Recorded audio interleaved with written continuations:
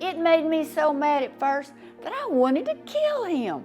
Then later, when I had to kill him, it was like having to shoot some of my own folks. That's how much I'd come to think of the big old yellow dog. When I took over the book club, it was really overwhelming when they first asked me. I work in the office. I'm not a teacher. I don't know anything about teaching reading, or I didn't at that time. I knew nothing of the book club. I knew nothing of what was in store for me. But this time she didn't. She just smiled suddenly and grabbed little Arliss by the ear and held on. Every day we have children who go to see Miss Donna Sutton, who is a secretary for the school. And they asked Miss Donna, can we go read? And while she's doing her paid job, she's running the Miss Donna's Read Aloud Book Club, which includes a host of activities at Brown Academy. That's when I first learned how to read, and that program, Miss Donna helped me, and I learned, and I got in her program, and it just helped me a whole bunch. The impact of this Read Aloud program is amazing, that we're trying so hard, and it's having a huge impact in getting our students to become better readers. It hits all the core perspectives that we have for our students, reading, math, and it really upgrades their vocabulary. She came to me and asked how she could incorporate some of the standards into what she was doing. And so Miss Donna and I worked hand in hand to plan the books that would be read aloud, and then how teachers could take those books back in their classroom and tie in some of the standards. We could track the number of books checked out from our library and definitely see an impact of more books checked out under her leadership. The students that have been involved in it, from what I've seen, test scores have risen. I could sit here and tell you all day how Read Aloud helps this and how Read Aloud does that. But till you go in there and you do a part of this, you won't know what I'm talking about. You have to touch it, you have to breathe it, you have to be in it, and it changes everybody's lives. I think this program can impact everyone, but it's going to take us one child, one parent, one grandparent at a time. Read Aloud is not part of her job description. Everything that she does in this program, she does on her own time. Naya's going to read us a story. She's given more deeply and longer than any of us. It's kind of hard. It's like working two jobs. But I get paid back by the way the kids feel, the way I feel, is more valuable than money to me.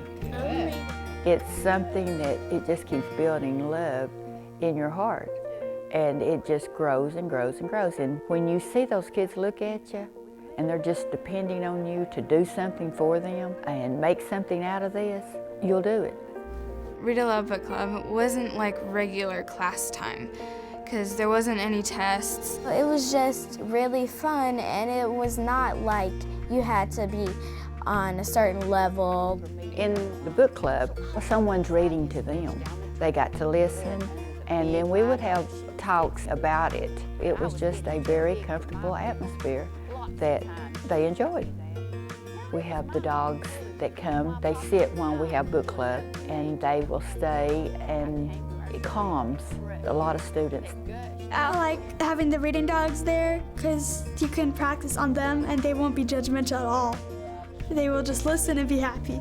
Now I have a group of girls that's fourth graders that's reading chapter books to the kindergartners. When I was in second grade, some of the fifth graders came down and read to me, so I was inspired to read like them. They come to me and I send them down to read to the babies, and when the babies are downstairs asleep, I'll send them to a pre-K or a kindergarten class.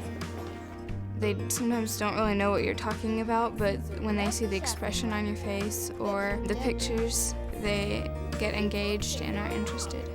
I feel like I'm doing something for them. I feel like I'm helping them in a way where they are learning stuff, and I'm not just in there to read to them to be reading. I think I'm actually influencing them and helping them. That's one of the reasons why I come every day. Instead of playing outside, playing with my friends, I come in here with Miss Donna and read to the babies so they can learn.